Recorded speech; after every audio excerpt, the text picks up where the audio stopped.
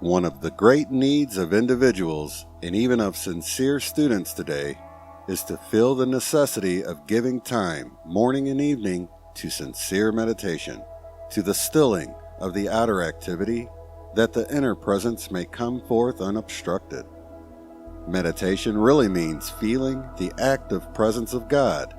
Therefore, when one attempts to enter meditation, he cannot drag all the disturbance that has beset him during the day along with him. Therefore, consciously remove from the feeling and attention every disturbing thing.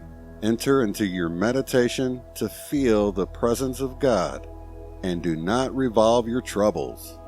When the statement was given, "Know the truth, and the truth shall make you free," it meant the recognition, acceptance, and activity of the mighty I Am presence. First, know I Am is the first principle and absolute certainty of freedom now. Second, know I am the active presence governing all manifestations in my life and world perfectly. Then I have entered into the truth which shall bring all freedom. I must relate a thing that would be most laughable if it were not really serious. You would chastise it and rebel considerably if your little pet dog continued to carry bones from the alley into your living room. You would think he were doing that which is very much out of place. Do you know, beloved students of truth, that when you allow your minds to dwell upon disturbing things or experiences, you are doing a great deal worse than bringing bones into the living room?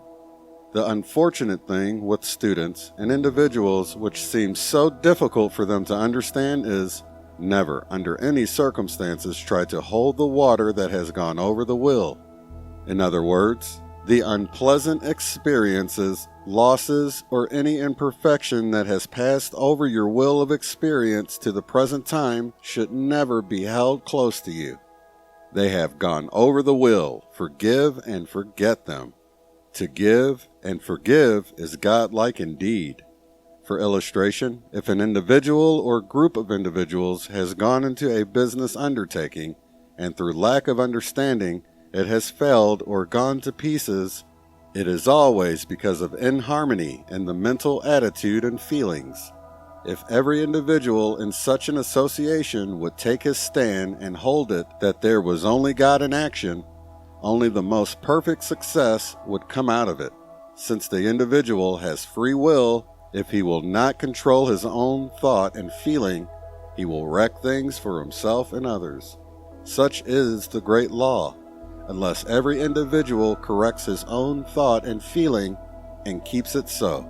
Everyone who manifests in the physical form today has made plenty of mistakes, sometime, somewhere, so let no one take the attitude, "I am more holy than thou," but each one's first attitude should be to call on the law of forgiveness. And if he be feeling or sending criticism, condemnation, or hate to another of God's children, a brother or sister, he can never have enlightenment or success until he calls on the law of forgiveness. Further than this, he must say to that person to whom he was feeling disturbed in any way, silently, "I send to you the fullness of the divine love of my being to bless and prosper you." This attitude is the only release and freedom from the seeming failures of the outer activity. For individuals to continually revolve in their minds in discussion a business or project that has disintegrated will surely in the end destroy themselves, if they do not face about, and through calling on the law of forgiveness find complete conscious release from the entire situation. For an individual to hold an attitude of revenge for any seeming wrong, imaginary or otherwise, can only bring upon himself incapacity of mind and body. The old yet wondrous statement brought down to us through the ages, "Unless you are willing to forgive, how can you be forgiven?" is one of the mightiest laws for use in human experience. Oh, that individuals and many students could only see how they hold to themselves the things they do not want by allowing the mind to revolve upon the discordant things, which have passed and cannot be helped through the outer senses. The greatest thing that all mankind is seeking in reality is peace and freedom, which is always the doorway to happiness. There is only one possible way to receive this, which is to know God, the I Am Presence, and that this presence is the only acting intelligence in your life and world at all times. Then stand by this and live it. One of the most amazing things that it has been my experience to witness since coming into the ascended state is the distorted idea of freedom, financially and otherwise. There is but one sure, certain rock upon which to build your eternal financial freedom, and that is to know and feel with every fiber of your being, I am the wealth, the opulence, the substance already perfected in my world, of every constructive thing that I can possibly conceive of or desire. This is true financial freedom, and will bring it as surely as it is maintained, and it will not get away, I assure you. On the other hand, man may use, knowingly or unknowingly, enough of this God I Am Presence, or God energy to accumulate through the outer activity millions of dollars. But wherein is his certainty of keeping it?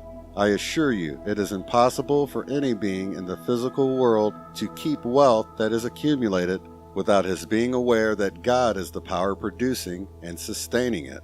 You see before you constant illustrations of great wealth taking wings overnight, as it were. Thousands within the past 4 years have met this experience.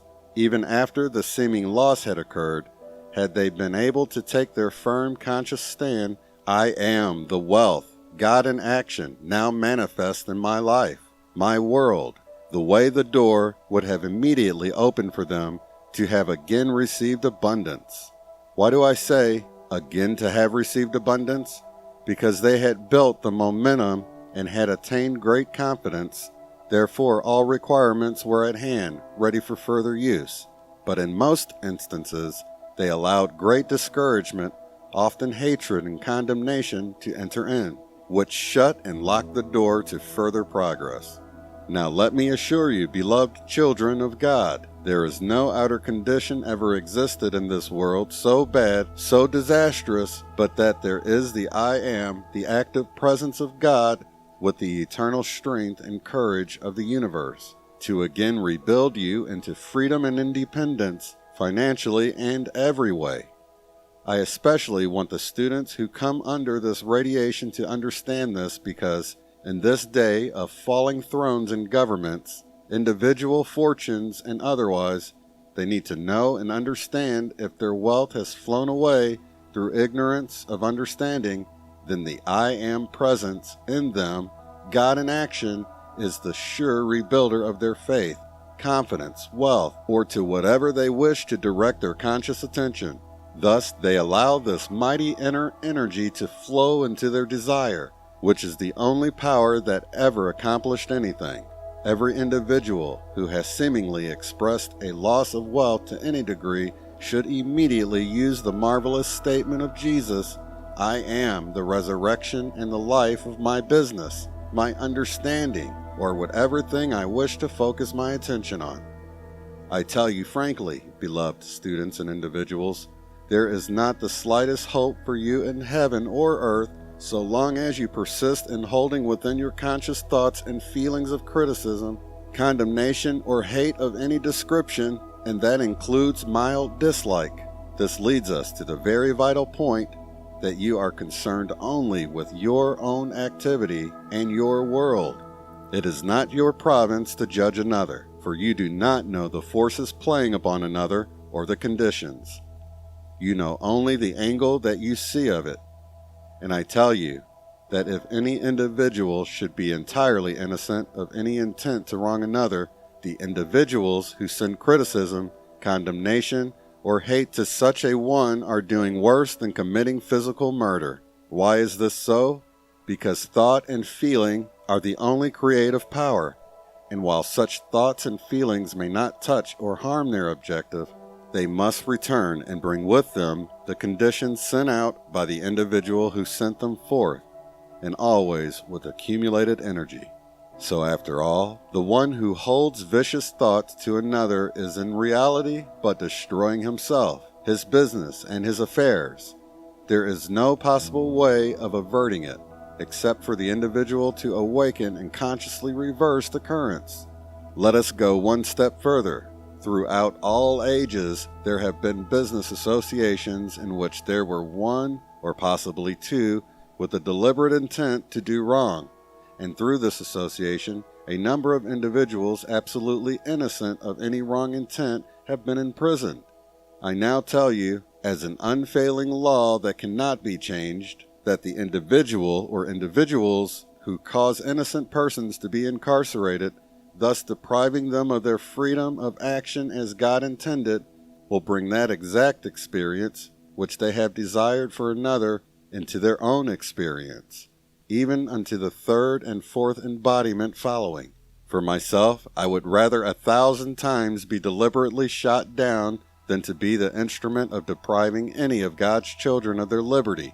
There is no greater crime reigning in human experience today than the prevailing use of circumstantial evidence, for in 99 cases out of 100, it is afterwards found to be entirely wrong.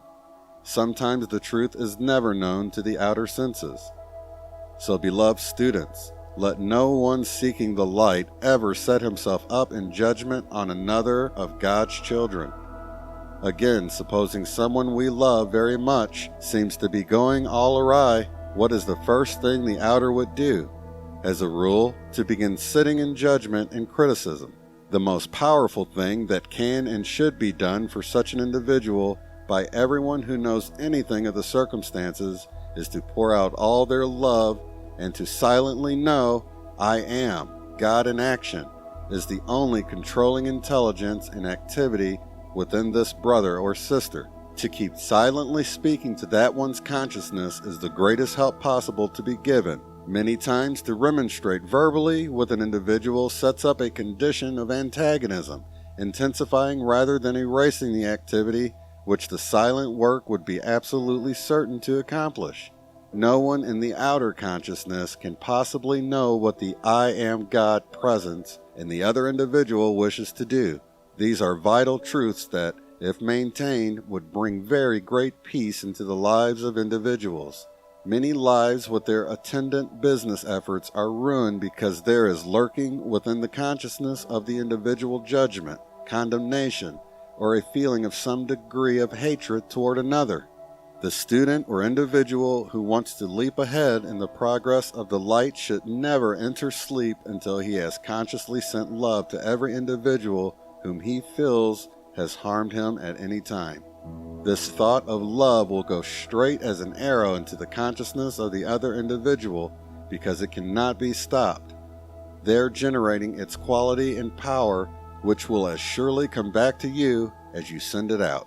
There is perhaps no single element responsible for so many diseased conditions of body and mind as the feeling of hate sent out to another individual. There is no telling how this will react upon the mind and body of the sender. In one, it will produce one effect, in another, still a different effect. Let it be here understood that resentment is but another form of hate, only of a milder degree. A very wonderful thought to live in always is I am, the perfect creative thought and feeling everywhere present in the minds and hearts of individuals. It is a most marvelous thing. It not only brings rest and peace to yourself, but releases limitless gifts from the presence. Another is, I am the mighty law of divine justice and protection acting in the minds and hearts of individuals everywhere. You can apply and use this with enormous force and power in every way. Another is, I am divine love filling the minds and hearts of individuals everywhere. As you think on this, you will understand what was done when this home was made a radiating center of the active presence of God. You will suddenly come into a realization of the gigantic application of this. Everything in the life experience of humanity can be governed by the I am presence. The use of the I am presence is the highest activity that can be given. When you say, I am, you set God into action, But there is a lot more to it which you will come to realize when you feel and know the enormity of the use of this expression. Realize the enormous power of the I am to act in things of this kind. I am, the God power almighty. There is no other power that can act. When you say and feel this, then you liberate and loose the full activity of God. Another statement. I am the conscious memory of these things. Also, I am the conscious memory. Use and understand in the use of these things. When you say, the presence that I am clothes me in my eternal transcendent garment of light, it actually does take place that moment. The secret place of the Most High is this I am presence. The sacred things that are revealed to you are not to be cast forth, for they are as pearls. Know always, I am the perfect poise of speech and action at all times. Then the guard is always up for, I am the protecting presence. God's energy is always waiting to be directed. Inherent within the expression of the I am is the self-sustaining activity. Then you know there is no time. This brings you to the instantaneous action, and your precipitation will soon take place. Always preceding a manifestation, you will feel that absolute stillness.